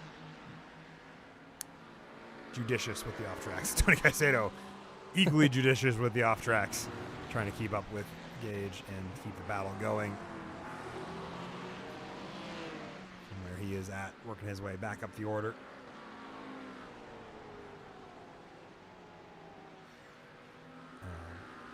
And that's the last time I really remember a drive-through in officials. I think I've only done one or two for OMEC over the years, and that was early on when I was still getting my GT3 legs under me. For sure. Have you done many? I assume plenty, but What do you mean you assume plenty? What are you trying to say? I would say that the longer you do any skill or endeavor, the more opportunities there are for the moments where you have to pay the toll to come about. That was such a nice way to say you've seen me drive for a few years now, and you know what's happening. That is entirely, both are true. I'm not trying to discredit that, but at the same time, I have had the classic drive down pit lane, and I would rather have someone stomp on my toe and steal an ice cream cone from me than do it again. That is very true. Gage John's just it's continuing to power his way through. Yeah, definitely. I think always an experience that I'm like, darn it, why are we here? Why are we here again? Why can I not learn? Yeah. Done back. Landon Orr now 3 seconds up the order. Alex Patterson wanted to make his way around and will fill the mirrors to try to get to it. But Landon Orr just parking it on the bus stop, and Alex Patterson going to cause a problem in the process. John Schwartz going to get around as a result. He went left, right, left, and then tried to go up the middle, and it did not work It did not. Nick Tyrrell. because there was a car. He's still fine. Timing tower saying that he's falling down. That's because a quick blip of the internet. Tony Caicedo. What happened to Tony Caicedo? He was not that far down a while ago. B crash. That's not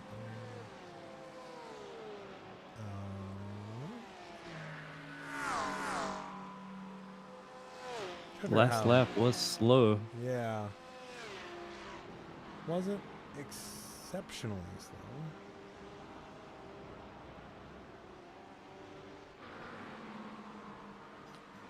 Either way, Wesley Wood's going to dive in pit lane. What for? I don't know.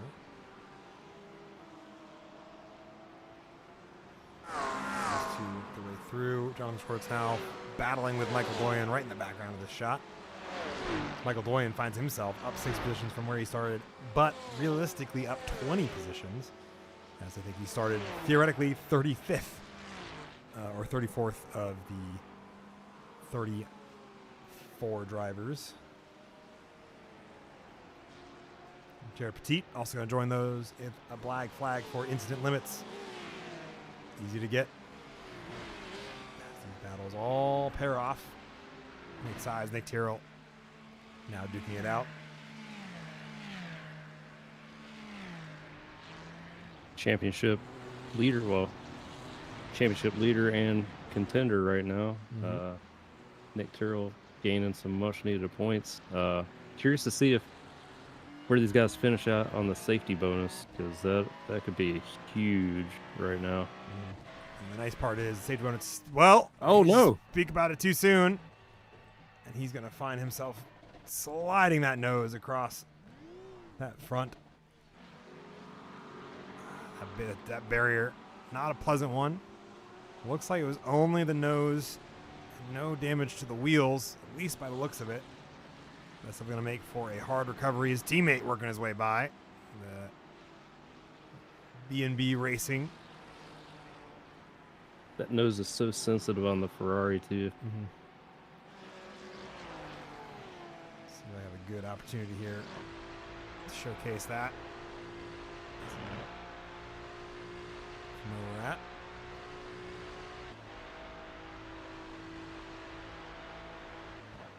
Well, Nick Tyrrell making out even better on the points now. Was that my first commentator curse? I think it's your first, like, in the moment commentator curse, for sure. Those two gonna be a point swing in the favor of Nick Tyrrell. The drop round's also gonna bring that battle closer together from where it sits. If I'm not mistaken, at about 20 points. A little over. 359 to 322 in the favor of Nate Sides right now. So 37 points, if I had to do my math correctly. See John Schwartz as well, getting on to the tail end of Tony Caicedo. Gaps on their way through. It's Tony trying to find his way around.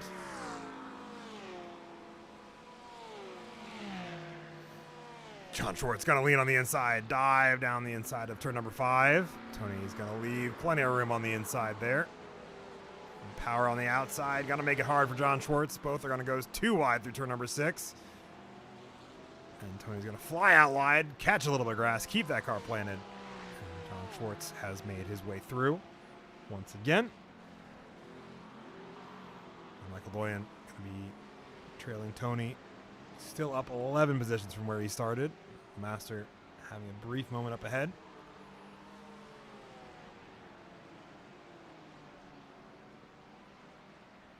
Big off track. Maybe. For one of these drivers, excuse me. Michael Doyen can have a big off track. What happened there? Just want to see a moment. Is it a slide? Yeah, slide that he just Oh, catches man. with the gravel to help him out. That's a terrifying place to start the slide on entry because you know it's not going to stop anytime soon. Especially not in a Porsche where all that weight is in the rear, especially when we have 20 minutes to go, meaning that fuel level is about half full at best, if not a little bit less at this point. So the weight only going to shift further back. As Gage closing down the distance to Nick Tyrrell, setting a 2:02.9 fastest lap of this race, his most recent time by, as he's had a little bit of clean air to just power down and put some pedal to the metal.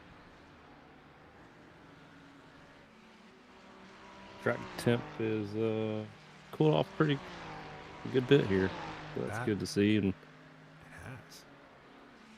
really putting those fresh tires to use here.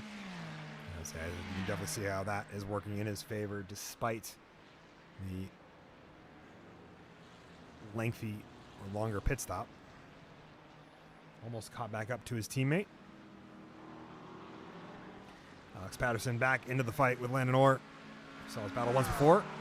This time Alex Patterson says, I'm not going to wait until the corner to make it happen. I'm going to try to pass you well before it. Landon Orr going to try to see if he can't work his way through as well.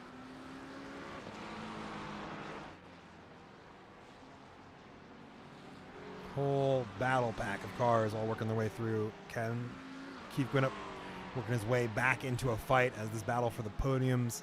Bots on GT3 AM all up for grabs. 1, 2, and 3 right there in the shot for a brief moment. We'll see him again here in just a second. Hop onto the wide there for Rob Myers. Yeah, you don't want to take too many trips out there. They usually don't turn out that well. Move up position here to keep going up. Just 2/10 behind Landon Orr. So they go into Canada corner. Keep going up, trying to find the pace.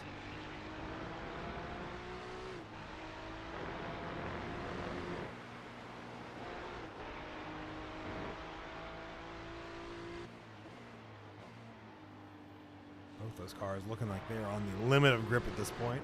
Neither, I think, took tires.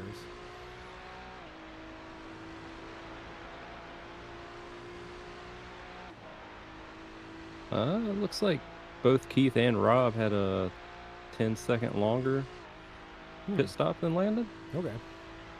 So maybe 2 tires? Or, no, that would have been all 4 because they had to wait for that. So, Yeah.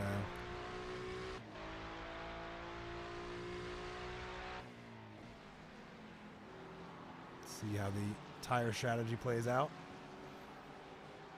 Gage also working his way around his teammate at this point. Finds himself back up in a second. Jonathan Schwartz also leaning on the door of Tim Schaefer, making his way back up the order as well.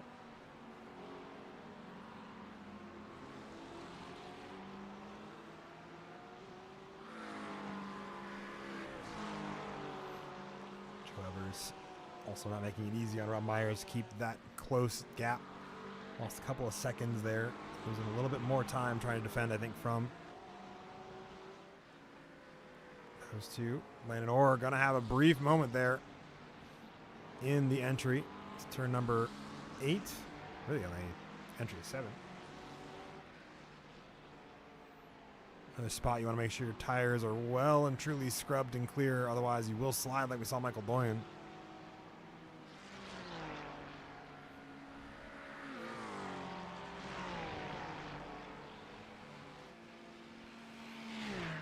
yeah, that was one, I don't know, when iRacing introduced the debris, just like back when they did the smoke, you know, they kind of nerfed it and tamed it down a little bit from when they initially released it, which always sucks to see. Yeah, it's definitely one of those things where the realism was definitely there, but it definitely was not one that I think people expressed an enjoyment in to the point of where it felt less realistic than before they had it. It's always a fine line to worry about. I wish iRacing would go the route of DCS sometimes. You You ever do any flight sims? It's been a minute since I've messed with them. I have been known to every once in a while flick a lot of switches on an F-14 and then immediately get shot down. But I try. Yeah, it's a satisfying feeling when you can start one of those without having to use your cheat. Yeah, we have used the manual for a solid 30 minutes. Good old battle here between these two. Still just a few tenths, couple corners where Landon seems to have a quicker pace than Keith as these two battle out for the lead of the GT3M podium. Gage Himes working his way back into a second gap. We'll take a look at this battle for the lead here at the GT3 Pro here in a moment. See if Keith has the pace to see himself get onto the top step. Huge battle as well behind these two, as cars are everywhere.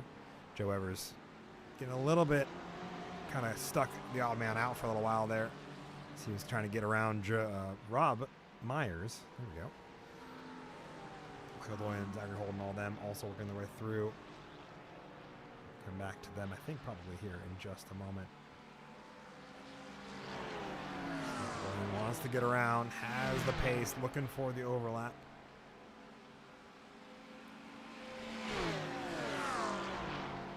As Rob Myers goes the defensive route, breaks earlier.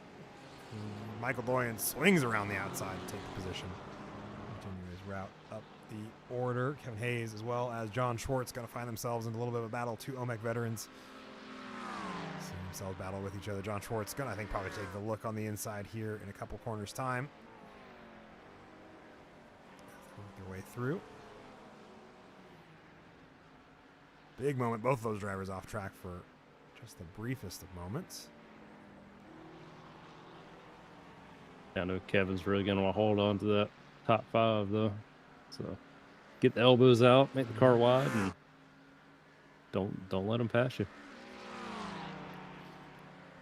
Well, only so much you can do. How wide this track is, it's a little hard to do the most defensive driving. Come back to our battle for the lead here in GT3 Pro. Gage working his way through. Now finds himself 2 tenths behind Andrew Slowback. 15 minutes, just less than, on the clock for an hour and 30 endurance race of the evening.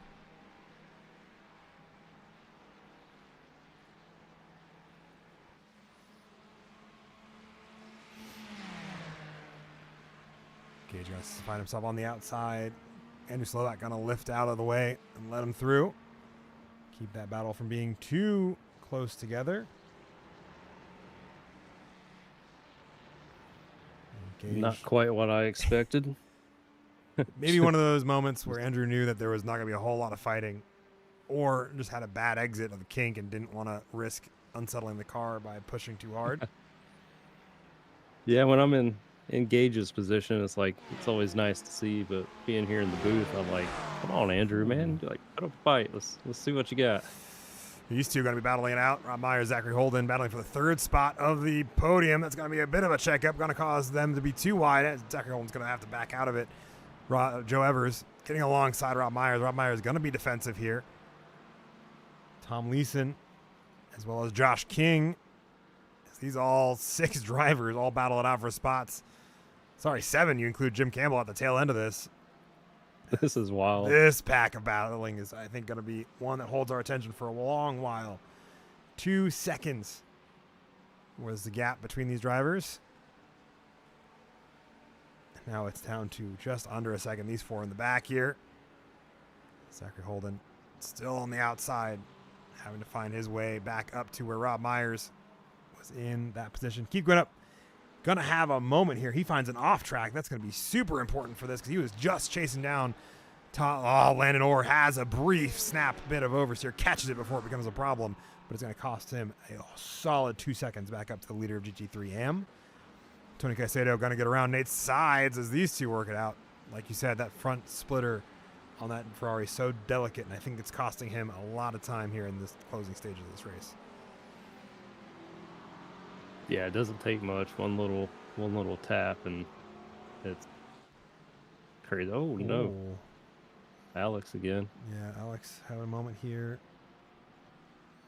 I want to see. Zachary Holden also gets labeled as an off track amongst this. I wonder if there's a moment. There is a moment. That's going to see that crunk there.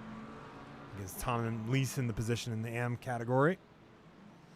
That's how we got to this spot. And then we see the back end, that rear bumper of the McLaren slowly peel its way off.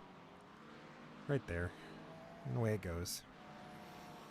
These two still duking it out. Nate Sai's not content to leave Antonio by without a fight.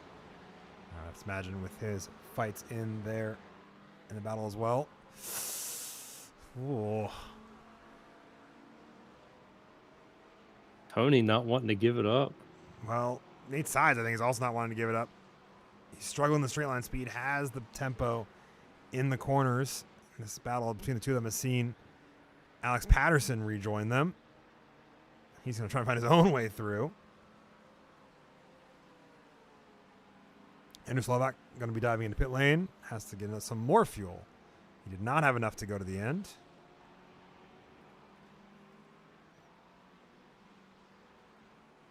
As Michael Doyen now intersects Landon Orr and Keith Gwinnett. GT3 podium quite spread out now as Alex Patterson trying to find his way around. Tyler Roberts, Kevin Hayes. Nope, Tim Schaefer. Working their way through. Wesley Woods finds his way back into the... Oh, Tyler Thomas back out in the weeds there. He's multiple laps down with a black flag for incident limits. Same reason we saw Wesley Woods jumping back into pit lane amongst all of that.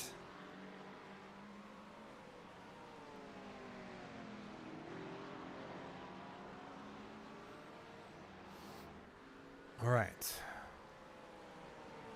Battles Just like that. down. What you got? Oh, yeah, just, we go one lap. Everybody's within 3/10, and then just like that, it kind of spread out. That is entirely the case. But some battles still floating around. Tony Caicedo, Alex Patterson, as well as these two. As Tim Schaefer doesn't make it any easier on Tyler Roberts there. They go through Canada corner into turn 13. Tyler Roberts going to hold on to that position for the time being, giving Kevin Hayes some time to run off on his own. As well as these two just behind them. 10 minutes remain until the end of the race. All the podium spots now a few seconds from each other. Tony Caicedo playing the defensive line. Alex Patterson trying to find his own way through and not exactly finding it the way he wants to.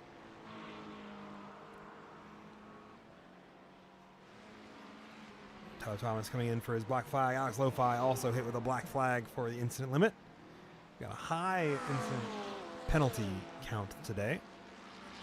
Not fully surprised there, given how Road America is pretty unforgiving in its off tracks. That and just how close everybody's been battling. True. They've had there hasn't been any easy laps out here. Like everybody's fighting for every inch.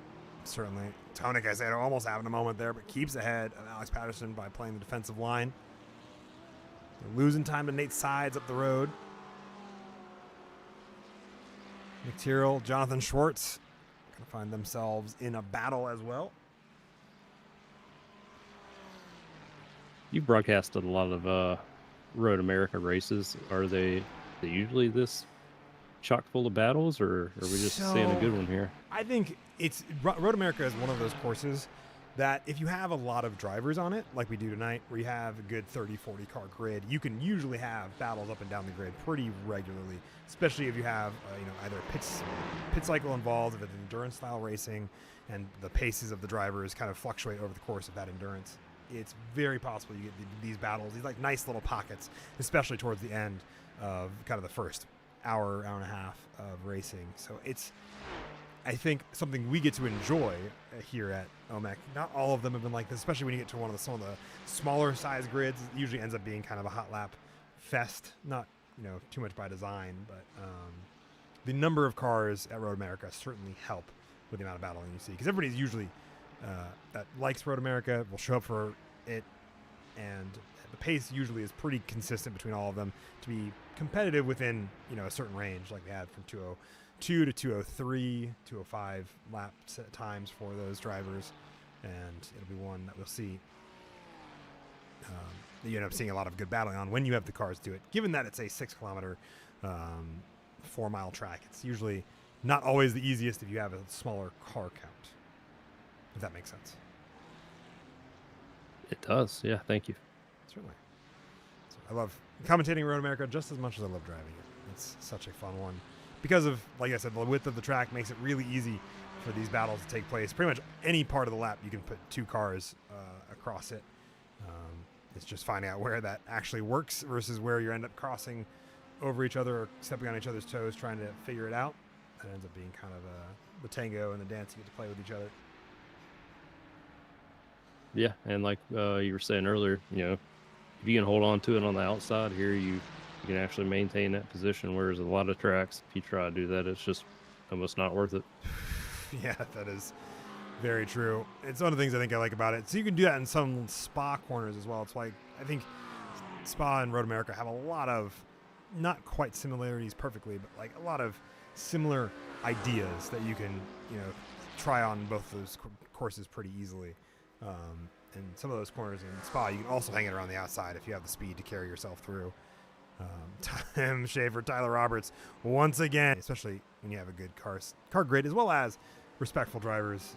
It's one of the things I love about OMEC in general is that generally most of these drivers are quite respectful of each other in terms of giving each other proper amounts of space. You see with the battling here that we saw with Tim Schaefer, Tyler Roberts, a good host of this field, often giving each other plenty of room to both battle with each other and give space where it's needed. Yeah, and they're also, I've raced with most of these guys a good bit. They're also not afraid to, give a respectful slap across the face occasionally when warranted, but respectfully, tastefully done. Yes, tasteful face slapping. As Tyler Roberts defends from 3 different drivers at this point.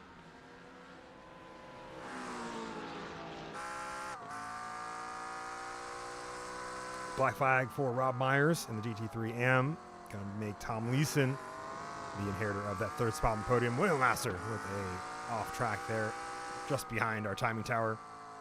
As we have about 2 laps, I'd say, including the one that we're, 3 including the one that we're on, till the end of this race. Tom Leeson, as well as Jim Campbell. Jim Campbell's marked under the pro category, so Tom Leeson going to pick up the 3rd spot on the podium there.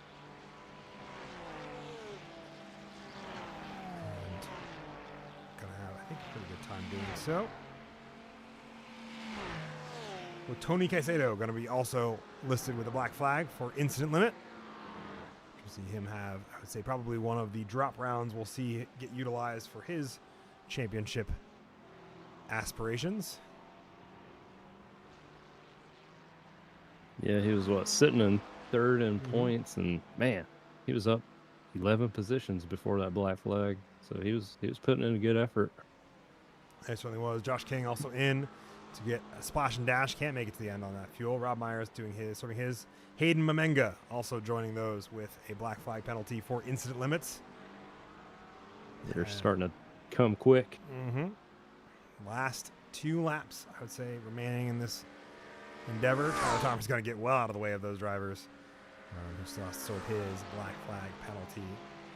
This quartet of drivers, really a trio now almost, working around the last couple of laps. Closest battle on track, as well as one between Tom Leeson and Jim Campbell, going to be what we're looking at right now. Michael Doyen, as well as, I believe, Landon or do I have it backwards? Nope. Yeah, Michael Doyen and Alex Patterson also in a bit of one. But the one I would want to keep an eye on for the remaining of this race is going to be these four right here, because Nate Side's looking to pick up some positions and recover what he can of this race. Tim Shaver once again trying to have to hang it around the outside of the carousel.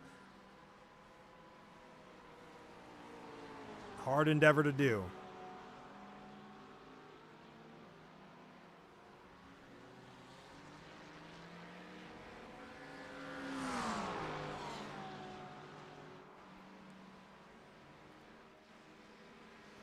Lap traffic also trying to get out of the way. Dale Marshall. Nate Side's going to lean on the inside of Tim Shaver. Going to make for an interesting one there as he works his way through. Over under there for those two drivers. Going to see him go too wide as Nate Sides picks up the position there on our penultimate lap. As we look here, this doesn't give me a good shot of the timing tower or of the start finish line. This way, though. I think Tim has not shown he's afraid to send it. So I think he's gonna give Nate another shot here before this race is over. I would have to imagine that is the case. These three drivers got one more chance around the 4-mile track of Road America to figure out where they want to be in this finishing order. 6th, 7th, and 8th. All up for grabs for these three drivers, both in pro category as well as in the overall. Tom Leeson, as well as Keith Gwinnett and Landon Orr, still battling with each other as well. Yeah, you can see Tim had to check up a good bit.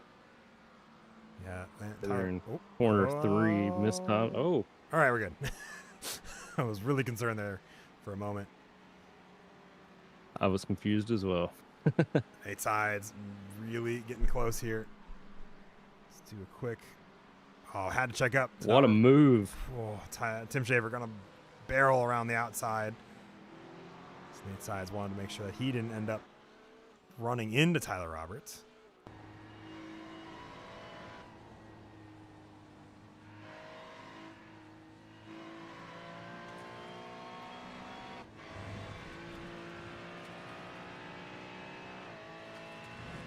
Man, all these guys deserve a big shout out and round of applause for the show they put on tonight. Mm-hmm. A lot of good battling up and down the order pretty much the entire time. Gage Hyams gonna come home. The winner there, Aaron Meyer, is gonna come home in second. John Schwartz rounding out that podium in third. Nick Tyrrell gonna come home in fourth. Tim Shaver gonna play the defensive line here for Nate Sides. It's gonna see him go into a drag race down to the finish line. But I think Kevin Hayes coming home and rounding out top 5 there in class. Gonna see Tyler Roberts hang on into 6th. Tim Shaver just ahead of Nate Sides in 7th and 8th. William Master going to bring it home in 9th. For the GT3 AM category, Landon Orr going to come home the victor, up 21 spots from where he started in overall as well. And that's going to see him take home the victory in the category. Keith Gwinnett, a great recovery drive, find him home in 2nd. Tom Leeson going to pick up 3rd after the penalty for Rob Myers. Sees him fall out of the podium spots. Zachary Holding splitting the difference between those two drivers in 4th as well. Get a full results breakdown here in just a moment. What are your quick thoughts before we get into those? Man, having a hard time gathering them. It was an exciting race, start to finish. Everybody did well, some good battles. It was a lot of fun to watch. Well done. It certainly was a great race. So much fun. I think the safety car was, I think, a very fun, timed, and well-timed event for this week. Definitely caused, and then it was also fun to see some tires versus no tires and how that played out. Mm-hmm. Had a little bit of everything. That it certainly did. Waiting on Hayden Mamenga, as well as Jared Petit, who has come in from serve his black flag penalty under the pit lane. A few other drivers working their way around as well. Kevin Hayes brings his to a stop alongside his teammate. having, I think, pretty solid results in 5th and 6th.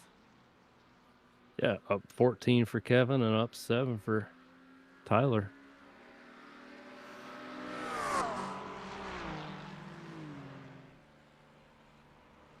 Absolutely. Oh, that's cute. Look at them go. I like it. Jim Campbell hanging out at the tail end of that. Tom Leeson as well, working their way back in. Hayden Mamenga, who is out of fuel, slowly working his way down pit lane here. With a broken left rear suspension. Is it too late to throw another yellow? Yes. Unfortunately, it is. Car coming across the finish line with a broken foot. Yep. And I think one of our most unique liveries. But now that he's come across, we do have some results. Gate time's going to come home the winner there with Aaron Myers 9 seconds behind. Jonathan Schwartz going to be home in 3rd. Nick Tyrrell, Kevin Hayes rounding out the top 5. Tyler Roberts, Tim Schaefer, Nate Sides, William Master, Alex Patterson going to be your top 10. Michael Boyens, Joe Evers, Andrew Slovak, Jim Campbell, Tony Caicedo, the top 15. Josh King, and Matt Fisher, as well as Sergey Perot. The last 3 going to finish on the lead lap. Nico Vizzola, as well as Alex Lo-Fi, going to be a lap down. The likes of Ben Widener, who I don't think took to the start of this race, rounding out the 21 GT3 Pro entries. And Nicholas, do you want to read off our AM entries? Absolutely. Landon Orr taking home the victory. Great race from him. Keith went up 2nd, Tom Leeson 3rd, Zachary Holden 4th, Rob Myers took it home, finish out your top 5. Jared Petit, Hayden Mamenga, Chris Gardner, Wesley Woods, and Daryl Marshall round out the top 10 with Charles Rotes, Ken Duvall, who had a good race going, and unfortunately, ended poorly, finishing 12th, and Tyler Thomas rounding out in 13th. Fantastic run for most of the drivers. All of our AM drivers taking to the finish, even Tyler Thomas, who I think blew the engine at one point and then got it repaired and went and drove the back half of the race. So it's been a heck of a drive here for these individuals at the end of tonight. Final thoughts. Actually, let's go talk to Landon Orr, our winner in GT3 AM. Landon Orr, welcome to the booth. Hey, how we doing, folks? Good. How are you? Dude, I'm over the moon with that race. That was great. I was very, very happy about that. Yeah, I didn't get a quali in, and so I'm like, all right, I'll step to the back. Let's see how we do. And Road America is one of my better races, but man, that was a lot of fun. Keith kept me really on my toes at the end there, though. I could not break the gap to him at all, but ended up pretty good. Fantastic stuff. Did you like the safety car? I did a lot because I got damaged about like half a lap before the safety car came out, and so I knew I was able to gonna pit and be lined up with everyone, so I was pretty happy about it. Sounds like there again might have been some confusion on what was going on, but overall I thought it went pretty well. How were your tires holding up towards the end? Oh, gone, absolutely gone. I'd say especially the last 30 minutes, the carousel was brutal trying to get through there. That was rough. That actually might have been a track that might have been worth taking tires, or at least the front left on there. But yeah, the last 30 odd minutes or so was brutal. So thank you so much, Marcus, for that track temp. It slowly worked its way down. It was only... It did. Like 90. 90 at the end. It's like, oh, track temp's lower. It's 97. I'm like, cool. That's what I want to hear. So, But yeah, no, it was really good. Really, really good race. Heck yeah. Looking forward to next week at the Indy Road course. Are you... I do love that course. excited? I love Indy Road. I'm one of the weird people who actually really, really likes that course. So, GT3 not as much, but still a great course overall. So I'm very excited for that. Well, then we'll have to see how it goes. I think it'll be another good. one that'll be interesting to see. I think it'll be the other one that I'm actually unavailable for this season. So You're gonna miss out on a good race, man. It'll be fun. I do like that we're doing all these endurances this season instead of just so many sprints. It's been nice. This is a question I had for really the admins, but also you as technically part of them. What drove the change, if you have the knowledge and the ability to answer that question? Well, honestly, just taking it slow. It's just, especially this track where you can really lift off and coast in the corner and shoot through it. That's, I think, the difference. Got it. I mean, the difference in the scheduling from our previous seasons. Oh, scheduling. Sorry. You're good. Oh, I completely missed you. No, schedule. I honestly, these people are asked for it. I think we kind of talked about it and we said, hey, we get dirt. What's it called? Participation kind of drops off, around the midpoint or so, and we'd noticed that we were getting higher participation on the endurances. So I think it might have been in the survey. I know we definitely threw it out there, but when we asked for feedback, it's overwhelmingly people wanted more endurances on there. And I think the numbers are showing. I mean, we're consistently, 30, 35 cars a grid. We're halfway through the season. And it's still going through. So I think it's good. That is I think a very good indicator that this change has been, I think, pretty well. Do we also remove our kind of off week as a result? Or is that just a byproduct? No, when we started the season? actually, I don't know. To be honest, I'd have to see the schedule. I'm not sure if we did that or not. Kevin's in charge of the schedule, so I haven't taken a look at it. Yeah, we don't have an off week this season, so that's why I was curious if that was also part of the reasoning for the changes. Is the most likely, yes, it is. I'm reading the chat right now. That's exactly what it was. Okay, cool. So yes, it was. It worked out. Wonderful. All right. Well, that's good. So awesome. Well, congrats again on the win. Any other questions from you, Nicholas, for our GTA 3 AM winner? No questions. Just, man, fantastic drive. It was fun watching you come through the field. And anytime you finish a race up 21 positions, that's a good one. Yeah. No, I'll take it. Well, thank you very much, guys. You do a great job as always. I'm excited to go back and watch that. I'll actually be on the broadcast this time, so it'll be good. Yeah, we spent a good time watching the battles between you and Keith towards the end there. Oh, that was fun. Fun. Do you want to go to Focus or Party? Why don't you drop me into Focus? I'm pretty sure Sergi is mad about the safety car, so I'll go deal with that. Great. Okay. Well, good luck. Sorry, not sorry for enacting the thing that we said we were going to enact at some point. You know what? Every week it's on voice chat. It's in the chat. Kevin pings. So I you know what? It's a lesson you learn once, I guess. So. Yep. All right. Well, I'll let you go have fun with that, and we'll wrap up this broadcast. So thanks, folks. Absolutely. And that was Landon Orr, our GT3 AM winner. And I think I don't have anybody else in the interview room. I'm not going to go searching for people tonight. Final thoughts before we let people get back to their evenings or whenever they finish watching this broadcast. In the future. That was some good insight from Landon. OMEC giving the drivers what they want, and the drivers, showing in return is like, hey, thank you. So that's awesome to hear and good to see. Coming up, you said you're not going to be here for Indy? I don't think so. I'm supposed to be driving out to Gen Con. I'll be in actual Indianapolis that night, so I won't be around. I might be around to do commentary if you want to run the production side of things. Okay, yeah, we'll talk about that later. Yeah, we'll talk about that. But I don't plan on me doing the back end side of things too deeply. We'll figure it out. We'll figure it out later. Perfect. But, other than that, I think it'll be a fun one all the same, even if regardless of how it shakes out in the commentary booth, I should say. Are you a big fan of Indy Road? I wouldn't say I'm a big fan. I don't mind it. It's just kind of one of those tracks. It's like, it's there. We race it and move on. I think it's one I prefer. Anything faster than GT3s is too fast.